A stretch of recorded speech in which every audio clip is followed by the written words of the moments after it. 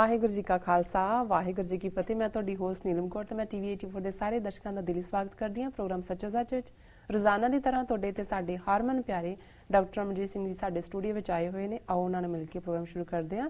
ਜੀ ਡਾਕਟਰ ਸਾਹਿਬ, ਅੱਜ 29 ਜਨਵਰੀ 2014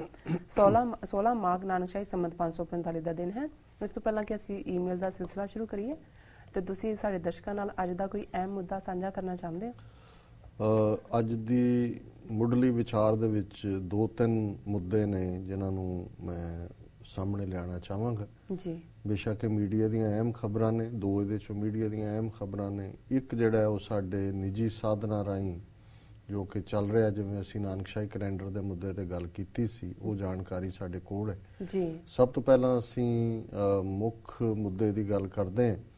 ਔਰ ਇਸ ਦੇ ਲਈ ਅਸੀਂ ਦਿੱਲੀ ਦੇ ਮੁੱਖ ਮੰਤਰੀ ਅਰਵਿੰਦ ਕੇਜਰੀਵਾਲ ਦੀ ਸਰਕਾਰ ਦੀ ਤਾਰੀਫ ਕਰਨੀ ਚਾਹਾਂਗੇ ਜੀ ਕਿ ਜਿਹੜੀ ਮੰਗ ਲੰਮੇ ਸਮੇਂ ਤੋਂ ਦਿੱਲੀ ਦੇ ਵਿੱਚ ਜਿਵੇਂ ਸਿੱਖਾਂ ਦੀ ਨਸਲਕੁਸ਼ੀ ਹੋਈ, ਇਸ ਨਾਲ ਸੰਬੰਧਿਤ ਖਾਸ ਤੌਰ ਤੇ ਜਦੋਂ ਗੁਜਰਾਤ ਵਿੱਚ 2002 ਦੀ ਮੁਸਲਮਾਨਾਂ ਦੀ ਨਸਲਕੁਸ਼ੀ ਤੋਂ ਬਾਅਦ ਸੁਪਰੀਮ ਕੋਰਟ ਦੇ ਆਰਡਰ ਥੱਲੇ ਸਪੈਸ਼ਲ ਇਨਵੈਸਟੀਗੇਟਿਵ ਟੀਮਸ ਬਣਾਈਆਂ ਗਈਆਂ ਜਿਨ੍ਹਾਂ ਨੂੰ ਸਿਟ ਕਿਹਾ ਜਾਂਦਾ ਹੈ ਜੀ ਔਰ ਉਹਨਾਂ ਨੇ ਬੜੇ ਸਪੀਡੀ ਟਰਾਇਲ ਕੀਤੇ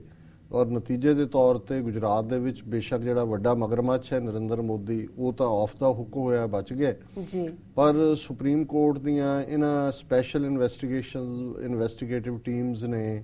ਛੋਟੀਆਂ ਮੱਛੀਆਂ ਕਈ ਜਿਹੜੀਆਂ ਨੇ ਉਹਨਾਂ ਨੂੰ ਘੇਰੇ ਦੇ ਵਿੱਚ ਲਿਆ। ਉਹਨਾਂ ਦੇ ਵਿੱਚ ਇੱਕ ਲੇਡੀ ਜਿਹੜੀ ਕਿ ਮਿਨਿਸਟਰ ਸੀ ਨਰਿੰਦਰ ਮੋਦੀ ਦੀ ਕੈਬਨਿਟ 'ਚ, ਉਸ ਦੀ ਵੀ ਜਿਹੜੀ ਹੈ ਫਾਂਸੀ ਦੀ ਸਜ਼ਾ ਜਿਹੜੀ ਕਿ ਉਮਰ ਕੈਦ ਲਈ ਹੁਣ ਗੁਜਰਾਤ ਸਰਕਾਰ ਕਹਿ ਰਹੀ ਹੈ ਔਰ ਹੋਰ ਵੀ ਬਹੁਤ ਸਾਰੀਆਂ ਕਨਵਿਕਸ਼ਨਸ ਉਹਦੇ ਥੱਲੇ ਹੋਈਆਂ। ਸੋ ਉਸ ਗੁਜਰਾਤ ਮਾਡਲ ਨੂੰ ਦੇਖਣ ਤੋਂ ਬਾਅਦ ਜਿਹੜੇ ਪੰਜਾਬ ਔਰ ਦਿੱਲੀ ਦੇ ਵਿੱਚ ਸਿੱਖ ਐਕਟਿਵਿਸਟ ਸੀ, ਉਹਨਾਂ ਦੀ ਇਹ ਮੰਗ ਜਿਹੜੀ ਹੈ ਉੱਠਣੀ ਸ਼ੁਰੂ ਹੋਈ ਕਿ ਦਿੱਲੀ 'ਚ 29-30 ਸਾਲ ਬੀਤ ਗਏ ਨੇ, ਸਾਡੇ ਲਈ ਕੋਈ ਇਨਸਾਫ ਨਹੀਂ ਹੈ। ਆਮ ਅਦਾਲਤਾਂ ਬਹੁਤ ਸਲੋ ਪੇਸ ਤੇ ਚੱਲ ਰਹੀਆਂ, ਕਦੇ ਜੱਜ ਨਹੀਂ ਹੈ, ਕਦੇ ਵਕੀਲ ਨਹੀਂ ਹੈ, ਲਮਕਾਇਆ ਜਾ ਰਿਹਾ ਹੈ, ਗਵਾਹ ਮਰ ਰਹੇ ਨੇ ਜੀ ਕਿ ਇਸੇ ਤਰ੍ਹਾਂ ਦਾ ਹੀ ਗੁਜਰਾਤ ਮਾਡਲ ਦੇ ਉੱਤੇ ਜਿਹੜਾ ਹੈ ਉਹ SIT ਸਪੈਸ਼ਲ ਇਨਵੈਸਟੀਗੇਟਿਵ ਟੀਮਸ ਬਣਾਈਆਂ ਜਾਣ ਜੀ ਔਰ ਜਿਹੜੇ ਇਕਬਾਲ ਸਿੰਘ ਪੱਟੀ ਵਰਤ ਤੇ ਬੈਠੇ ਸੀ, ਜਿਨ੍ਹਾਂ ਨੇ ਅੱਜ ਹੀ ਵਰਤ ਛੱਡਿਆ, ਕੱਲ ਅਸੀਂ ਟੀਵੀ 84 ਨਿਊਜ਼ ਤੇ ਉਹਨਾਂ ਦੇ ਨਾਲ ਗੱਲਬਾਤ ਕੀਤੀ, ਉਦੋਂ ਜੋ ਵਰਤ ਤੇ ਹੀ ਬੈਠੇ ਸਨ, ਜੀ ਉਹਨਾਂ ਦੀਆਂ ਵੀ ਮੁੱਖ ਮੰਗਾਂ ਦੇ ਵਿੱਚ ਇਹ ਮੰਗ ਸ਼ਾਮਲ ਸੀ। ਇਸੇ ਤਰ੍ਹਾਂ ਜਰਨੈਲ ਸਿੰਘ ਪੱਤਰਕਾਰ ਜਿਨ੍ਹਾਂ ਨੇ ਪੀ ਚਿਦੰਬਰਮ ਵੱਲ ਜੁੱਤੀ ਵਗਾ ਕੇ ਮਾਰੀ ਸੀ ਕਿਉਂਕਿ ਉਹ ਜਗਦੀਸ਼ ਟਾਈਟਲਰ ਦੀ ਤਾਰੀਫ ਕਰ ਰਿਹਾ ਸੀ ਔਰ ਉਹਨੂੰ ਡਿਫੈਂਡ ਕਰ ਰਿਹਾ ਸੀ, ਉਹਨਾਂ ਨੇ ਵੀ ਔਰ ਉਹ ਬੜੀ ਜਿਹੜੀ ਹੈ ਜ਼ਿੰਦਾ ਦਿਲੀ ਦੇ ਨਾਲ ਇਸ ਸਾਰੀ ਮੂਵਮੈਂਟ ਦੇ ਵਿੱਚ ਇਨਸਾਫ ਲੈਣ ਲਈ ਨਵੰਬਰ 84 ਦੇ ਸਿੱਖ ਨਸਲਕੁਸ਼ੀ ਲਈ ਜ਼ਿੰਮੇਵਾਰ ਪੀੜਤਾਂ ਦੇ ਲਈ ਉਹ ਲੱਗੇ ਹੋਏ ਨੇ ਜੀ ਔਰ ਈਵਨ ਇਸ ਲਈ ਵੀ ਜਿਹੜੀ ਡਿਵੈਲਪਮੈਂਟ ਮੈਂ ਹੁਣ ਦੱਸਾਂਗਾ ਇਸ ਦੇ ਵਿੱਚ ਵੀ ਉਹਨਾਂ ਦਾ ਕਾਫੀ ਵੱਡਾ ਰੋਲ ਹੈ ਜੀ। ਸੋ ਇਹਨਾਂ ਸਾਰੀਆਂ ਜਿਹੜੀਆਂ ਡਿਵੈਲਪਮੈਂਟਸ ਚੱਲ ਰਹੀਆਂ ਸੀ, ਉਹਨਾਂ ਦੀ ਰੋਸ਼ਨੀ ਦੇ ਵਿੱਚ ਇਹ ਮੰਗ ਅਰਵਿੰਦ ਕੇਜਰੀਵਾਲ ਤੋਂ ਕੀਤੀ ਜਾ ਰਹੀ ਸੀ ਕਿ ਦਿੱਲੀ ਸਰਕਾਰ ਆਪਣੇ ਤੌਰ ਤੇ ਸਪੈਸ਼ਲ ਇਨਵੈਸਟੀਗੇਟਿਵ ਟੀਮਸ ਬਣਾਏ ਜੀ ਔਰ ਦੂਸਰੀ ਮੰਗ ਜਿਹੜੀ ਸੀ ਕਿ ਵੀ ਉਹ ਪ੍ਰੋਫੈਸਰ ਭੁੱਲਰ ਦੇ ਮਾਮਲੇ 'ਚ ਪ੍ਰੈਜ਼ੀਡੈਂਟ ਨੂੰ ਆਪ ਮਿਲੇ ਔਰ ਲਿਖੇ ਕਿ ਵੀ ਉਹਨਾਂ ਨੂੰ ਜਿਹੜਾ ਛੱਡਿਆ ਜਾਏ, ਇਹ ਨਹੀਂ ਹੈ ਵੀ ਫਾਂਸੀ ਉਮਰ ਕੈਦ 'ਚ ਬਦਲੀ ਜਾਏ ਜੀ। ਸੋ ਅੱਜ ਦੀ ਜਿਹੜੀ ਮੁੱਖ ਖਬਰ ਅੰਗਰੇਜ਼ੀ ਟ੍ਰਿਬਿਊਨ ਦੀ ਹੈ ਔਰ ਦੂਸਰੇ ਮੀਡੀਆ ਨੇ ਵੀ ਦਿੱਲੀ ਬੇਸਡ ਮੀਡੀਆ ਨੇ ਵੀ ਹਾਈਲਾਈਟ ਕੀਤੀ ਹੈ, ਉਹਦੇ ਮੁਤਾਬਕ ਇਹੀ ਹੈ ਕਿ ਦਿੱਲੀ ਦੇ ਮੁੱਖ ਮੰਤਰੀ ਅਰਵਿੰਦ ਕੇਜਰੀਵਾਲ ਨੇ ਮੀਟਿੰਗ ਕੀਤੀ ਦਿੱਲੀ ਦੇ ਲੈਫਟੀਨੈਂਟ ਜਨਰਲ ਮਿਸਟਰ ਨਜ਼ੀਬ ਜੰਗ ਦੇ ਨਾਲ ਔਰ ਉਹਨਾਂ ਨੇ ਕਿਹਾ ਵੀ ਇਹ ਸਪੈਸ਼ਲ ਇਨਵੈਸਟੀਗੇਟਿਵ ਟੀਮਸ ਬਣਾਈਆਂ ਜਾਣ। ਇਸ ਮੀਟਿੰਗ ਤੋਂ ਬਾਅਦ ਜਿਹੜੀ ਮੀਡੀਆ ਨੂੰ ਬਰੀਫਿੰਗ ਦਿੱਤੀ ਦਿੱਲੀ ਦੇ education minister mister Manish Sisodia ਜੀ ਔਰ ਉਹਨਾਂ ਨੇ ਇਹ ਕਿਹਾ ਕਿ ਵੀ ਲੈਫਟੀਨੈਂਟ ਗਵਰਨਰ ਸਿਧਾਂਤਕ ਤੌਰ ਤੇ ਇਸ ਗੱਲ ਦੇ ਲਈ ਮੰਨ ਗਏ ਕਿ ਸਪੈਸ਼ਲ ਇਨਵੈਸਟੀਗੇਟਿਵ ਟੀਮਸ ਬਣਾਈਆਂ ਜਾਣਗੀਆਂ ਜੀ ਔਰ ਇਸ ਦੇ ਲਈ ਫਰਦਰ ਅਸੀਂ ਅਗਲੀ ਜਿਹੜੀ ਮੀਟਿੰਗ ਸਾਡੀ ਹੋਏਗੀ ਕੈਬਨਿਟ ਦੀ, ਉਹਦੇ 'ਚ ਅਸੀਂ ਇਸ ਦੇ ਲਈ ਗਾਈਡਲਾਈਨਸ ਜਿਹੜੀਆਂ ਨੇ ਉਹ ਤਿਆਰ ਕਰਾਂਗੇ ਜੀ। ਹੁਣ ਇਸ ਦੇ ਉੱਤੇ ਇੱਕ ਮੈਂ ਵੇਰਵਾ ਹੋਰ ਇਹਦੇ ਨਾਲ ਦੇਣਾ ਚਾਹਾਂਗਾ ਕਿ ਵੀ ਬੇਸ਼ੱਕ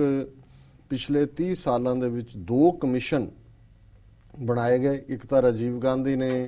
ਜਿਹਨੂੰ ਇਹ ਕਹੋ ਵੀ ਐਵੀਡੈਂਸ ਖਤਮ ਕਰਨ ਦੇ ਲਿਹਾਜ਼ ਨਾਲ ਹੀ ਬਣਾਇਆ ਸੀ, ਮਿਸ਼ਰਾ ਕਮਿਸ਼ਨ 1985 ਦੇ ਵਿੱਚ ਬਣਾਇਆ ਗਿਆ ਸੀ, ਤੇ ਦੂਸਰਾ ਅਟਲ ਬਿਹਾਰੀ ਵਾਜਪਾਈ ਦੀ ਸਰਕਾਰ ਵੇਲੇ ਨਾਨਾਵਤੀ ਕਮਿਸ਼ਨ ਬਣਾਇਆ ਗਿਆ ਸੀ 2000 ਦੇ ਵਿੱਚ ਜਿਹਦੀ ਰਿਪੋਰਟ 'ਚੋਂ ਵੀ ਰਾਜੀਵ ਗਾਂਧੀ ਔਰ ਪ੍ਰਮੁੱਖ ਲੀਡਰ ਜਿਹੜੇ ਹੈ ਉਹ ਆਲਮੋਸਟ ਬਰੀ ਕਰ ਦਿੱਤੇ ਗਏ ਸੀ ਜੀ। ਇਸ ਤੋਂ ਇਲਾਵਾ 7 ਪੈਨਲ ਇਸ ਸਾਰੇ ਸਮੇਂ ਦੇ ਵਿੱਚ ਬਣ ਚੁੱਕੇ ਨੇ ਇਸ ਨਾਂ ਦੇ ਥੱਲੇ ਕਿ ਜੀ ਅਸੀਂ ਇਨਵੈਸਟੀਗੇਸ਼ਨ ਕਰ ਰਹੇ ਹਾਂ। ਉਹਨਾਂ ਦੇ ਵਿੱਚ ਢਿੱਲੋਂ ਕਮੇਟੀ 1985 ਚ ਬਣੀ, ਆਹੂਜਾ ਕਮੇਟੀ 1987 ਚ ਬਣੀ, ਜੈਨ ਬੈਨਰਜੀ ਕਮੇਟੀ ਫਰਵਰੀ 1987 ਚ ਬਣੀ, ਕਪੂਰ ਮਿੱਤਲ ਕਮੇਟੀ 1987 ਚ ਬਣੀ, ਜੈਨ ਅਗਰਵਾਲ ਕਮੇਟੀ ਦਸੰਬਰ 1990 ਚ ਬਣੀ, ਪੋਟੀ ਰੋਸ਼ਾ ਕਮੇਟੀ 1990 ਚ ਬਣੀ, ਫਿਰ ਨਰੂਲਾ ਕਮੇਟੀ ਜਿਹੜੀ ਹੈ 1993 ਚ ਬਣੀ। ਸੋ ਇਹ 7 ਪੈਨਲ ਜਾਂ ਕਮੇਟੀਆਂ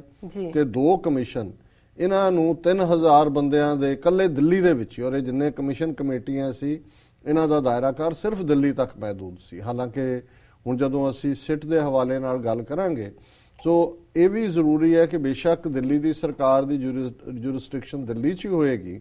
ਉਹ ਇਸ ਕਿਸਮ ਦੀ ਜਿਹੜੀ ਸਪੈਸ਼ਲ ਇਨਵੈਸਟੀਗੇਟਿਵ ਟੀਮ ਦਾ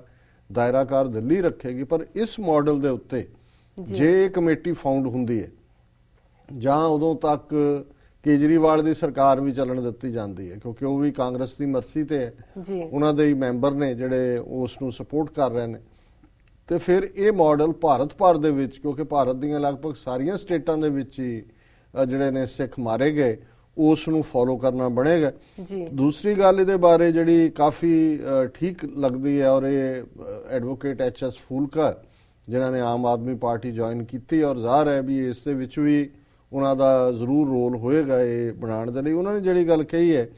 ਕਿ ਇਸ ਜਿਹੜੀ ਸਪੈਸ਼ਲ ਇਨਵੈਸਟੀਗੇਟਿਵ ਟੀਮ ਹੈ ਉਹਦੇ 'ਚ ਦਿੱਲੀ ਪੁਲਿਸ ਦੇ ਅਫੀਸ਼ੀਅਲ ਨਹੀਂ ਹੋਣੇ ਚਾਹੀਦੇ, ਨਾ ਹੀ CBI ਦੇ, ਜੋ ਤੋਂ ਪਹਿਲਾਂ ਹੀ ਸਰਕਾਰ ਨਾਲ ਰਲੇ ਹੋਏ ਨੇ। ਇਹ ਜਿਹੜੇ ਨੇ ਇੰਡੀਪੈਂਡੈਂਟ ਬਾਹਰੋਂ ਜਿਹੜੇ ਨੇ ਉਸ ਦੇ ਲਈ ਅਫੀਸ਼ੀਅਲ ਹੋਣੇ ਚਾਹੀਦੇ ਨੇ। ਅਸੀਂ ਸਮਝਦੇ ਹਾਂ ਵੀ ਇਸ ਗੱਲ ਦੇ ਵਿੱਚ ਵਜਨ ਹੈ। ਲੇਕਿਨ ਜਰਨੈਲ ਸਿੰਘ ਪੱਤਰਕਾਰ ਜਿਹੜੇ ਨੇ ਜਿਨ੍ਹਾਂ ਨੇ ਇਸ ਸਾਰੇ ਦੇ ਵਿੱਚ ਰੋਲ ਅਦਾ ਕੀਤਾ ਸਰਟਨਲੀ, ਉਹਨਾਂ ਦੀ ਗੱਲ ਹੋਰ ਵੀ ਕਾਰਗਰ ਹੈ। ਉਹਨਾਂ ਨੇ ਇਹ ਕਿਹਾ ਕਿ ਵੀ ਇਹ ਜਿਹੜੀ ਸਪੈਸ਼ਲ ਇਨਵੈਸਟੀਗੇਟਿਵ ਟੀਮ ਹੈ, ਜਿਵੇਂ ਗੁਜਰਾਤ ਦੇ ਵਿੱਚ ਸੁਪਰੀਮ ਕੋਰਟ ਦੀ ਸਰਪ੍ਰਸਤੀ ਥੱਲੇ ਬਣੀ ਔਰ ਉਹ ਆਨਸਰੇਬਲ ਸਿਰਫ ਸੁਪਰੀਮ ਕੋਰਟ ਨੂੰ ਹੀ ਹੋਏ, ਇਸ ਲਈ ਇਹ ਵੀ ਸੁਪਰੀਮ ਕੋਰਟ ਦੀ ਸਰਪ੍ਰਸਤੀ ਥੱਲੇ ਬਣਨੀ ਚਾਹੀਦੀ ਹੈ ਤਾਂ ਕਿ ਕੋਈ ਗਵਰਨਮੈਂਟ ਇੰਟਰਫੇਰੈਂਸ, CBI ਵੀ ਉਹਨਾਂ ਦੇ ਥੱਲੇ ਹੈ। ਦਿੱਲੀ ਪੁਲਿਸ ਜਿਹੜੀ ਹੈ ਉਹ ਸਿੱਧੀ ਸਰਕਾਰ ਦੇ ਕੋਲ ਹੈ, ਕੇਂਦਰ ਸਰਕਾਰ ਕੋਲ ਹੈ। ਦਿੱਲੀ ਪੁਲਿਸ ਦੇ ਉੱਤੇ ਤਾਂ ਅਰਵਿੰਦ ਕੇਜਰੀਵਾਲ ਦਾ ਇੰਨਾ ਵੀ ਕੰਟਰੋਲ ਨਹੀਂ ਹੈ ਕਿ ਉਹ 4 ਜਿਹੜੇ ਬੰਦੇ ਸਸਪੈਂਡ ਕੀਤੇ ਸੀ ਉਹਨਾਂ ਨੂੰ ਸਸਪੈਂਡ ਕਰਾ ਸਕਦਾ, ਆਪ ਧਰਨੇ ਤੇ ਬਹਿਣਾ ਪਿਆ, ਕਿਉਂਕਿ ਦਿੱਲੀ ਦੀ ਜਿਹੜੀ ਪੁਲਿਸ ਦਾ ਕੰਟਰੋਲ ਹੈ ਉਹ ਸਿੱਧਾ ਸੈਂਟਰ ਦੇ ਕੋਲ ਹੈ। ਇਹ ਖਬਰ ਜਿਹੜੀ ਹੈ ਉਹ ਬੜੀ ਪੋਜ਼ਿਟਿਵ ਹੈ। ਪਰ ਜਿਹੜਾ ਇਸ ਦੇ ਨਾਲ ਗ੍ਰਹਿਣ ਲੱਗਾ ਹੋਇਆ ਹੈ ਉਹ ਪ੍ਰਕਾਸ਼ ਸਿੰਘ ਬਾਦਲ ਦਾ ਬਿਆਨ ਹੈ।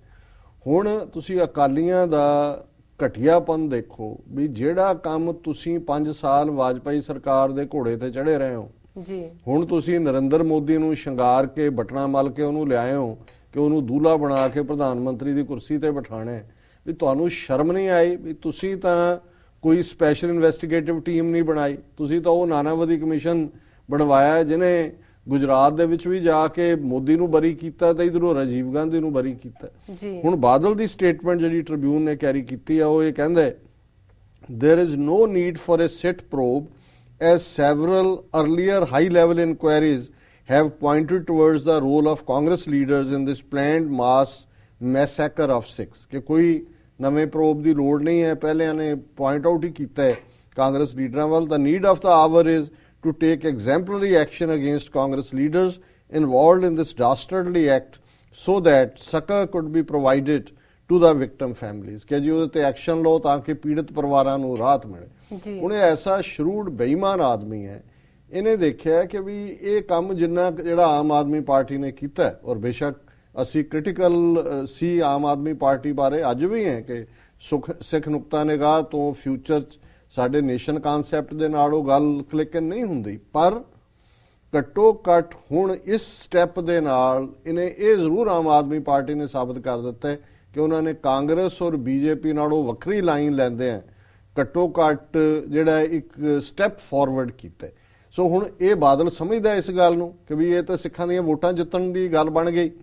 ਐਟਲੀਸਟ ਦਿੱਲੀ ਦੇ ਵਿੱਚ ਸਿੱਖ ਵੋਟਾਂ, ਸਰਟਨਲੀ ਇਸ ਤੋਂ ਬਾਅਦ ਪਾਰਲੀਮੈਂਟ ਦੀਆਂ ਚੋਣਾਂ 'ਚ ਉਹ ਕਹਿਣਗੇ ਤਾਂ ਕਾਂਗਰਸ BJP ਕਿਸੇ ਨੇ ਨਹੀਂ ਕੀਤਾ ਹੈ। ਔਰ ਉਸ ਗੱਲ ਨੂੰ ਕਿਲ ਕਰਨ ਲਈ ਕਹਿ ਰਿਹਾ ਜੀ ਕਾਂਗਰਸੀਆਂ ਨੂੰ ਤੁਸੀਂ ਸਜ਼ਾ ਦਿਓ, ਤੁਸੀਂ ਨਾ ਦਿੱਤੀ ਪੰਜਾਬ 'ਚ ਕਾਤਲਾਂ ਨੂੰ ਸਜ਼ਾ, ਤੁਸੀਂ ਕਾਤਲ ਪੁਲਸੀਏ ਜਿਹੜੇ ਨੇ ਸੁਮੇਧ ਸੈਣੀ, ਜ਼ਹਾਰ ਆਲਮ ਲਿਆ ਕੇ ਸਿੱਖਾਂ ਦੇ ਸਿਰ ਤੇ ਬਿਠਾਏ ਹੋਏ ਨੇ। ਜੀ। ਸੋ ਅਸੀਂ ਇਹ ਸਮਝਦੇ ਹਾਂ ਵੀ ਅਸੀਂ ਜਿਵੇਂ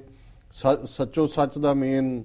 ਸਾਡਾ ਆਧਾਰ ਹੈ ਕਿ ਵੀ ਜਿੱਥੇ ਠੀਕ ਗੱਲ ਹੈ ਉਸ ਦਾ ਕ੍ਰੈਡਿਟ ਦੇਣਾ। ਅਸੀਂ ਇਸ ਗੱਲ ਦੇ ਲਈ ਅਰਵਿੰਦ ਕੇਜਰੀਵਾਲ ਨੂੰ, ਆਮ ਆਦਮੀ ਪਾਰਟੀ ਨੂੰ ਮੁਬਾਰਕਬਾਦ ਦਿੰਦੇ ਹਾਂ। ਕੱਲ ਨੂੰ ਨਿਕਲਣਾ ਇਹਨਾਂ ਚੋਂ ਵੀ ਕੁਝ ਨਹੀਂ ਹੈ, ਕਿਉਂਕਿ ਕੁੱਲ ਮਿਲਾ ਕੇ ਅਗੇਨ ਸਪੈਸ਼ਲ ਇਨਵੈਸਟੀਗੇਟਿਵ ਟੀਮ ਵੀ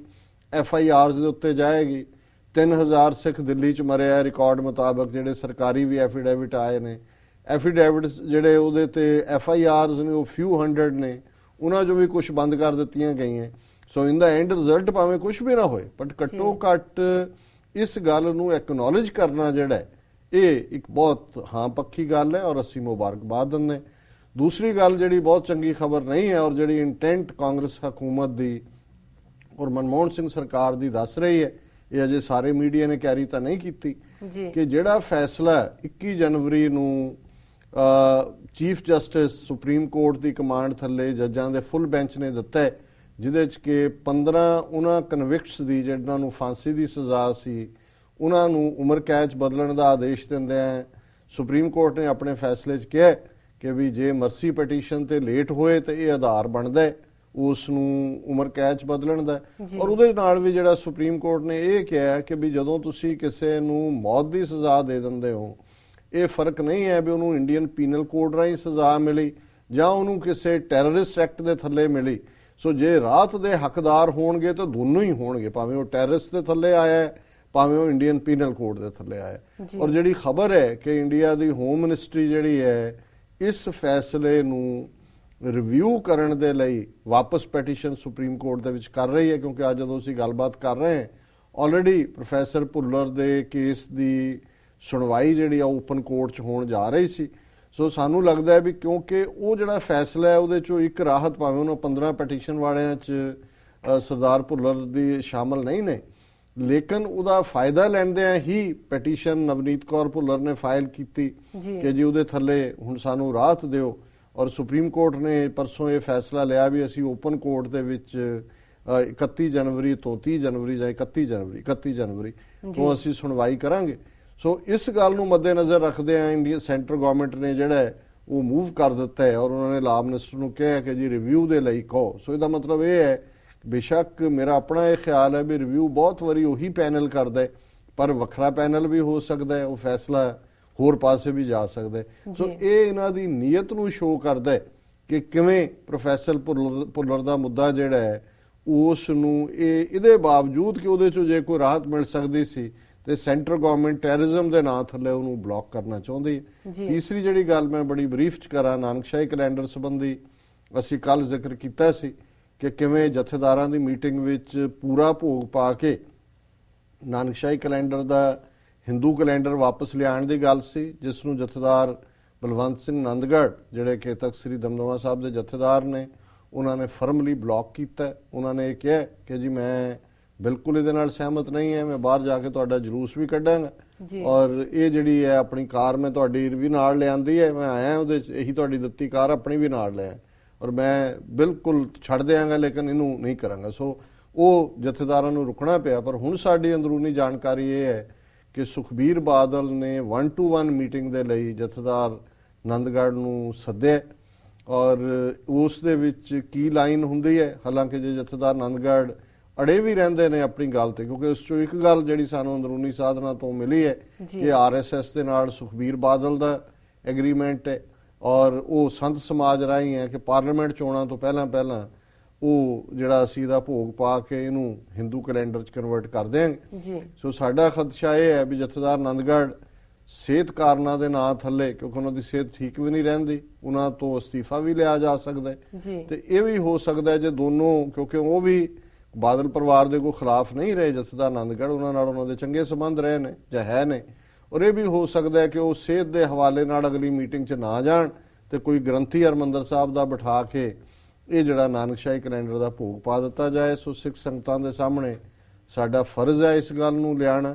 ਅੱਜ ਦੇ TV 84 ਨਿਊਜ਼ ਪ੍ਰੋਗਰਾਮ 'ਚ ਜਥੇਦਾਰ ਜੋਗਿੰਦਰ ਸਿੰਘ ਵੇਦਾਂਤੀ, ਜਿਨ੍ਹਾਂ ਦੇ ਵੇਲੇ 2003 ਦੇ ਵਿੱਚ ਮੂਲ ਨਾਨਕਸ਼ਾਹੀ ਕੈਲੰਡਰ ਜਿਹੜਾ ਉਹ ਪੰਥ ਨੇ ਪ੍ਰਵਾਨ ਕੀਤਾ ਸੀ, ਉਹ ਵੀ ਗੱਲਬਾਤ ਕਰਨਗੇ ਇਸ ਮੁੱਦੇ ਤੇ ਵੀ। ਔਰ ਅਸੀਂ ਵੀ ਇਹ ਜ਼ੋਰਦਾਰ ਅਪੀਲ ਸਿੱਖ ਸੰਗਤਾਂ ਨੂੰ ਕਰਨਾ ਚਾਹੁੰਦੇ